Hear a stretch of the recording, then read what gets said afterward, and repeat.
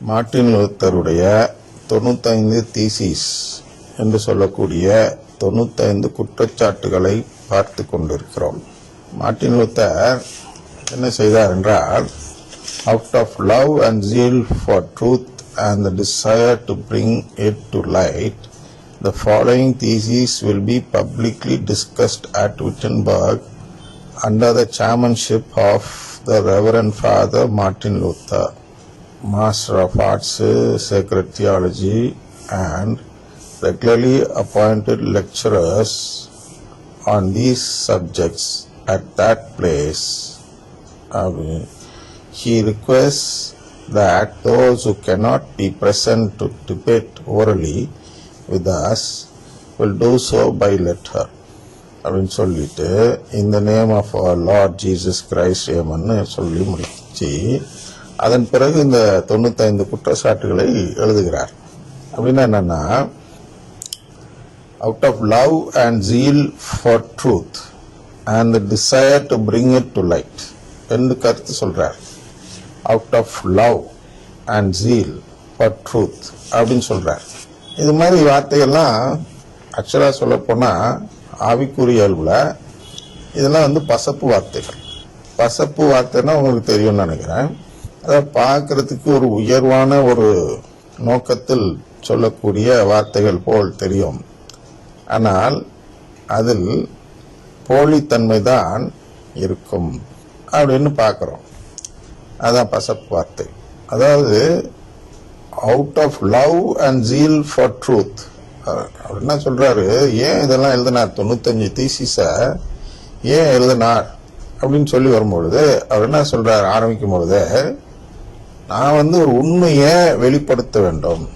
அந்த உண்மை அது சத்தியம் அவங்க சொல்லுவாங்க இல்லையா, அந்த சபைகள்ல அந்த சத்தியம், அந்த உண்மையை வெளிப்படுத்துவதற்குள்ள ஒரு ஆர்வம், ஒரு ரொம்ப தீவிரமான ஒரு பற்று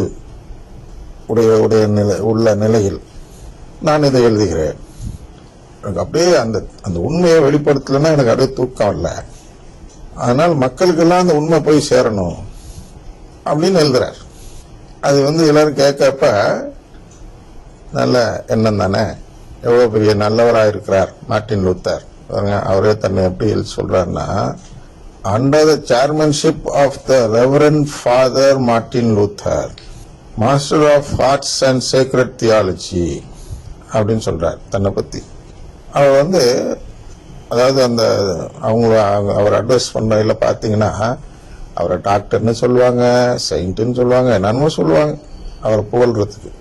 அந்த நோக்கம் இதில் இருப்பது போல் சொல்கிறார். என்ன சொல்கிறார், நான் உண்மையை உடைத்து சொல்ல வந்திருக்கிறேன். முதல்ல இவருக்கு மீட்க வல்ல உண்மை என்றால் என்ன என்றே தெரியாது. அதான் அந்த 2 தெசலோனிக்கேல நம்ம அடிக்கடி பார்த்திருக்கிறோம். இருந்தாலும் இப்பொழுதும் ஒரு முறை வாசி காட்டுகிறேன். இவரெல்லாம் ஏன் ஏமாந்து போனாரு? மார்ட்டின் லூத்தர் ஏமாந்து போய்விட்டார். ஏமாற்றத்தின் விளைவுதான் இந்த 95 தீசிஸ். அதான் நம்ம பார்த்துட்டு இருக்கிறோம். அதாவது 2 தெசலோனிக்கேர் 2வது அதிகாரத்துல 10வது வசனத்தை பார்த்தால் அதுல இந்த வார்த்தை இருக்கிறது. என்ன வார்த்தை இருக்கிறது என்றால், மீட்க வல்ல உண்மை. அந்த வார்த்தை கவனித்து கேளுங்கள். அழிந்து போகிறவர்களை முற்றிலும் ஏமாற்றி தீங்கிழைப்பான், ஏனெனில் அவர்கள் தங்களை மீட்க வல்ல உண்மையின் பால் ஆர்வம் காட்ட மறுத்தனர். மார்ட்டின் லூத்தர் இதுதான் செய்தார். இவர் மீட்க வல்ல உண்மையின் பால் ஆர்வம் காட்ட மறுத்தார். மறுத்துட்டு வேறொரு சமாச்சாரத்தை உண்மை என்று சொல்கிறார். மீட்க வல்ல உண்மை என்று வேறொரு சமாச்சாரத்தை சொல்கிறார். நாமெல்லாம் என்ன நம்புகிறோம் என்றால், மீட்க வல்லது என்று பார்க்கும் பொழுது நற்கருணை ஆண்டவர் தான் நம்மை மீட்க வல்லவர் அப்படின்னு பார்க்கிறோம். இப்ப நற்கருணை ஆண்டவருக்கும் இயேசுக்கு என்ன வித்தியாசம்? அவர் அதை ஒத்துக்கிறார். அவர் எதை ஒத்துக்கிறாருன்னா, இயேசு தான் மீட்க வல்லவர். கரெக்ட். நம்ம நற்கருணை தான் மீட்க வல்லன்னு சொல்றோம். ரெண்டு இயேசு தானே அப்படின்னு யார் கேட்பா? கத்தோலிக்கர்கள் கேட்பார்கள். அங்கதான் எல்லாரும் ஏமாந்தாங்க. 52 கோடி நபர்கள் அதில் ஏமாந்துட்டாங்க. இன்றும் ஏமாந்து கொண்டு இருக்கிறார்கள். கத்தோலிக்கர்களே